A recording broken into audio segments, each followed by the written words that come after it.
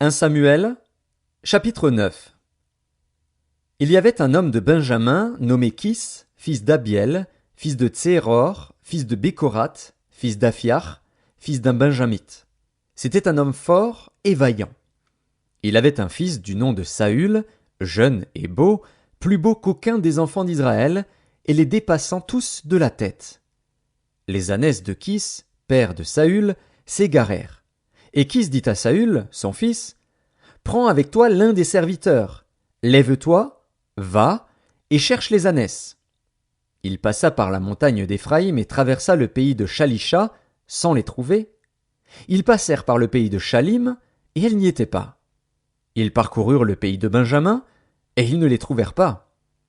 Ils étaient arrivés dans le pays de Tsuf, lorsque Saül dit à son serviteur qui l'accompagnait, « Viens, retournons, de peur que mon père, oubliant les ânesses, ne soit en peine de nous. » Le serviteur lui dit, « Voici, il y a dans cette ville un homme de Dieu, et c'est un homme considéré.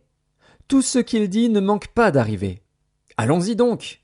Peut-être nous fera-t-il connaître le chemin que nous devons prendre. » Saül dit à son serviteur, « Mais si nous y allons, que porterons-nous à l'homme de Dieu?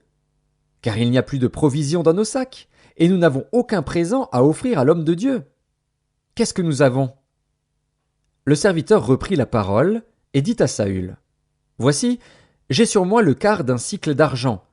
Je le donnerai à l'homme de Dieu, et il nous indiquera notre chemin. » Autrefois en Israël, quand on allait consulter Dieu, on disait, « Venez, et allons au voyant. » Car celui qu'on appelle aujourd'hui le prophète s'appelait autrefois le voyant.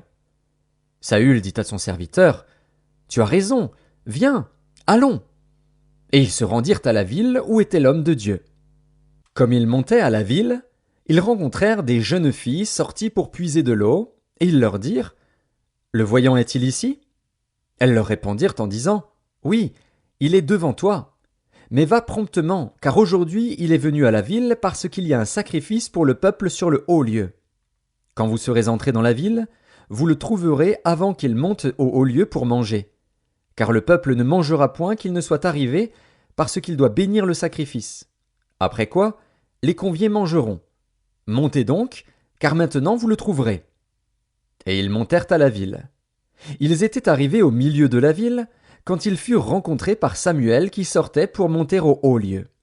Or, un jour avant l'arrivée de Saül, l'Éternel avait averti Samuel en disant, « Demain, à 7 heures, je t'enverrai un homme du pays de Benjamin, et tu l'oindras pour chef de mon peuple d'Israël. Il sauvera mon peuple de la main des Philistins. Car j'ai regardé mon peuple, parce que son cri est venu jusqu'à moi. » Lorsque Samuel eut aperçu Saül, l'Éternel lui dit, « Voici l'homme dont je t'ai parlé.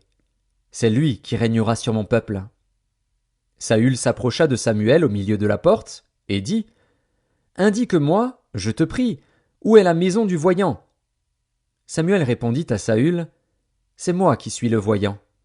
Monte devant moi au haut lieu, et vous mangerez aujourd'hui avec moi. Je te laisserai partir demain, et je te dirai tout ce qui se passe dans ton cœur. Ne t'inquiète pas des ânesses que tu as perdues il y a 3 jours, car elles sont retrouvées. Et pour qui est réservé tout ce qu'il y a de précieux en Israël?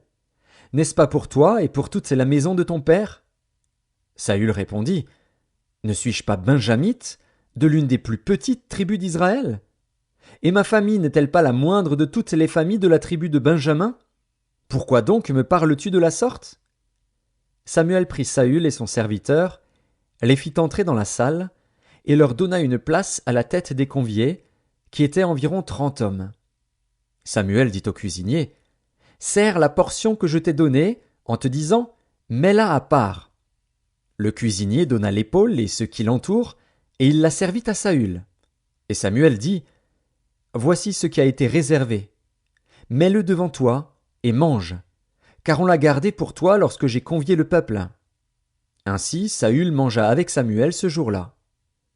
Ils descendirent du haut lieu à la ville, et Samuel s'entretint avec Saül sur le toit. Puis ils se levèrent de bon matin, et, dès l'aurore, Samuel appela Saül sur le toit, et dit, « Viens, et je te laisserai partir. » Saül se leva, Et ils sortirent tous deux, lui et Samuel.